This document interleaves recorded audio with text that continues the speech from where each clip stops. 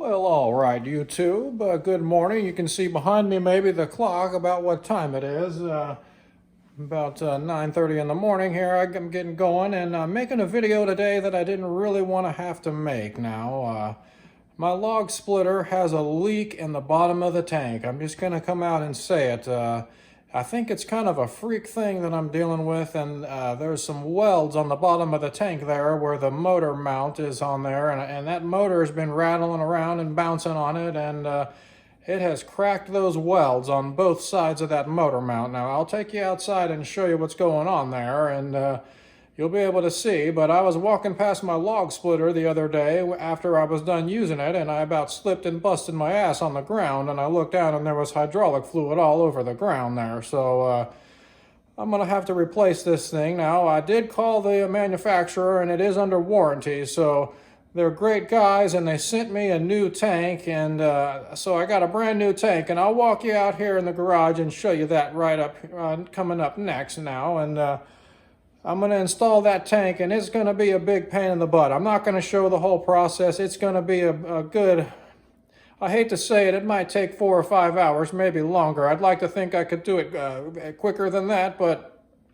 you know how these things go. Once you start doing them, things usually come up, and hopefully I don't spill stuff all over my garage or lose any parts or anything like that. But I have to basically disassemble the entire log splitter, take the beam off of it, take the tires off, drain all the fluids out of it, remove the motor from the motor mount, take it off, and then swap it all over and rebuild the whole thing from the tires up. So it's going to be a big pain in the butt. I'm not looking forward to doing it, but I got to get this new tank on, and it is under warranty, so I took that route before I tried to weld it or anything again and just fix it. I mean, a JB weld I thought about I could do, but to get that JB weld to seal, you have to flip the tank upside down and spray it with some brake cleaner, carb cleaner or something, and let it dry and give it 24 hours.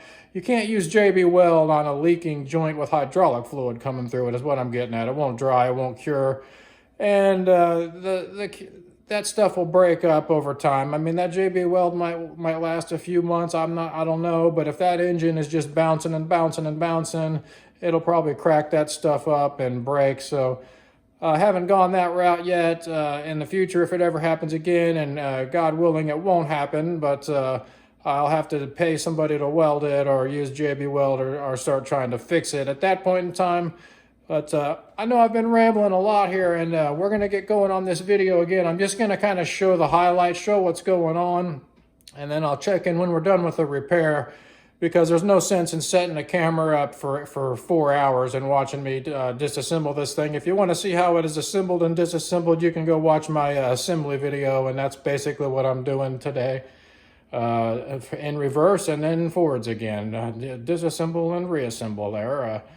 But here we go. I'll take you out and show you what's going on so you can visualize what I'm talking about now. Thanks for sticking in there.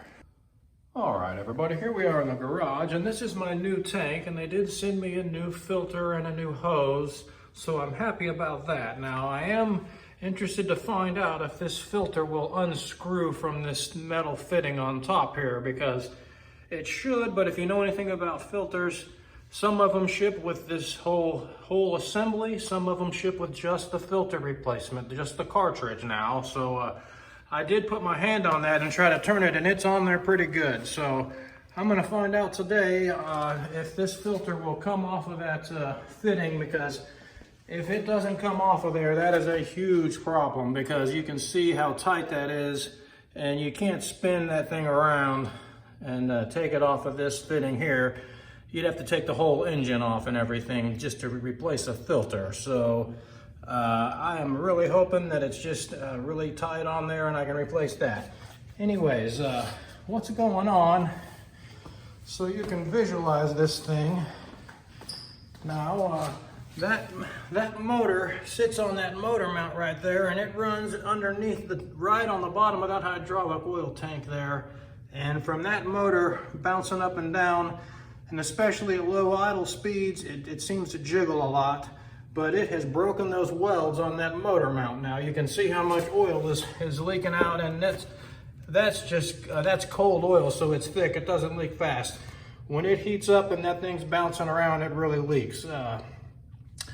But to get a visual on that, here's the new tank, and there's that motor mount bracket. Let me get positioned down here where you can see. Well, you can see these welds, they weld right along here, and that thing's got a lot of leverage on it, and it's pushing up into that tank, and that weld must have penetrated into that tank pretty good, and it is leaking out of there. Let me flip it around and show you. Okay, now here's my new tank, and I'm not really thrilled with the way that weld looks. You can see how that bracket ends. I'm out of breath from moving that. That thing's about 60 pounds. You can see where that bracket ends right there, and it's pushing up into the tank, and that's just a sloppy weld on that. It's kind of hard to see in the camera, but I am a little concerned on the longevity of this tank. But that's kind of a freak thing, so it shouldn't break again. However, it is odd that on my old unit, both sides of this are doing that. See how that weld's kind of sloppy there?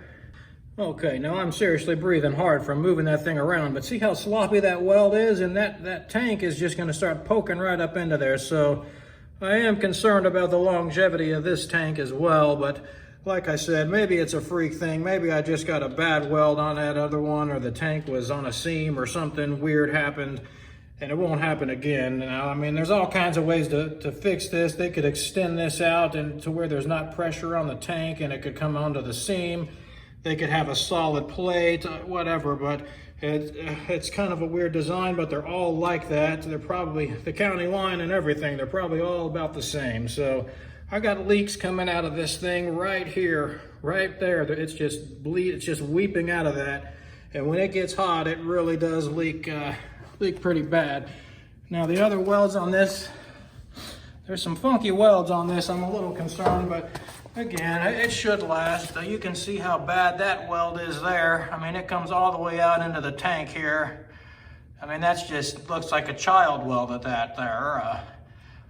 None of them are like that on any of these other. I mean, they're all really good welds. I mean, that weld should look like this, you know, just a nice seam, and it blows out over a ½ inch into the side of the tank over here. So that one's not good either. But anyways, we'll get going, and I do have a little dent right there that I'm not thrilled about, but it's just a log splitter. So as long as I get a new tank, if this thing doesn't leak and it lasts for years and years and years, I'm totally fine with that. But I am a little concerned with the quality of that weld right there when you know it's gonna have a lot of pressure on it.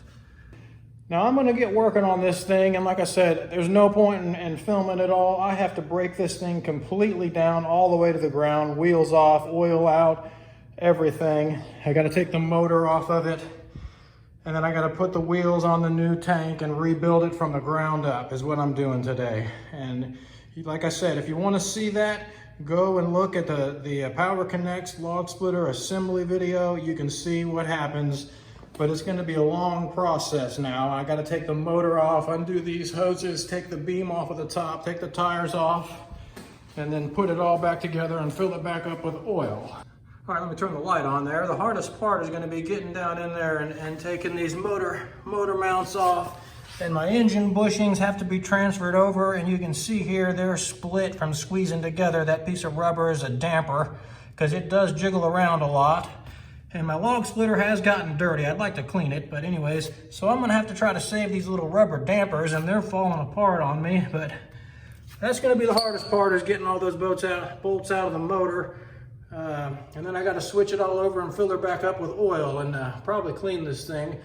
And something else I'm gonna start doing now is, this is from my old job. I used to wax cars and stuff with that, but I'm gonna start wearing an apron on the front of me when I use this thing and try to save my clothes. Now, wearing an apron is probably not going to be the most fashionable thing. It's kind of, you know, it's kind of blue collar, but it's going to save the front of all of my shirts. So that'll be really good. If you saw my other video about how I had to clean my shirts, you just can't do that with all your shirts. I mean, if you got a green shirt or something, you can't put bleach on it. So I think I'm going to try to start wearing that. And I know it's not fashionable, but it's going to save my clothes. So when I'm splitting wood, I think I'll start wearing that apron as something else. But All right, I'm gonna get on this thing. I got a lot of work. I got a couple cat litter jugs. I'm gonna drain that oil in. It's got about 6 or 8 gallons of hydraulic oil in there. So I got a few old cat litter tubs. I'm gonna drain the oil out and disassemble this thing, and then I will switch it over and we'll check back in when it's done, and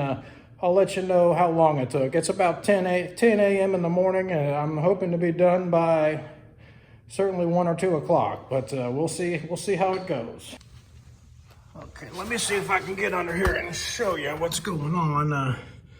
You can see that oil dripping off of that bracket right there, and it's just coming out of that weld right there. It's a real hard angle to see, but it's coming out of that weld right there. And if you take a paper towel and wipe that off and clean it, it just starts kind of weeping right back out again. And what worries me is it's both sides now. So it's not just like I had one bad weld. That engine bracket is leaking on both sides. So it's kind of concerning to me that it's doing that. That's a pretty big defect there. And it's like they should extend this out to the edge and put the pressure on the edge or past the edge, or put a plate or something. But that's what it is. And hopefully this new tank doesn't leak, and I'll be able to get years and years of use. That thing should last for at least 5-10 years. I mean, and probably more like 10 or 15 years. So I'm pretty disappointed, but that's what's going on, and it's too big of a problem to ignore for me. I mean, it's the bottom of the tank. The whole log splitter is just going to keep leaking all the oil out of it, and it's going to get worse as time goes. So it's something that needs to be addressed. I mean, unfortunately, I'm not looking forward to it, but here we go. All right, I'm pleased to report that filter does unscrew from there. So I can take that to a store. It should only be like $12 to $15 for that. Some of them are like $50. I think that's unnecessary, but so you can unscrew those, not a problem. That's just like a dust cover on the top, that black ring there. I'm happy about that. And I do have an extra filter, so I won't have to be dealing with that problem for, at least a year or so. All right, I'm just giving an update. I got everything disconnected here. The beam is off. I'm about to start working on these tires here. I got to take the caps off and the castle nuts and the bearings and all that. The fluid's drained. I got the engine off. You can see it's a pretty big mess. A little bit of a breakdown I got going here, but I'm gonna keep going on. I need to push on through this and get it done. It shouldn't be too bad. I just gotta get these wheels transferred over to the new unit, and then I can put it back together, and I'm making pretty good time so far. So here we go.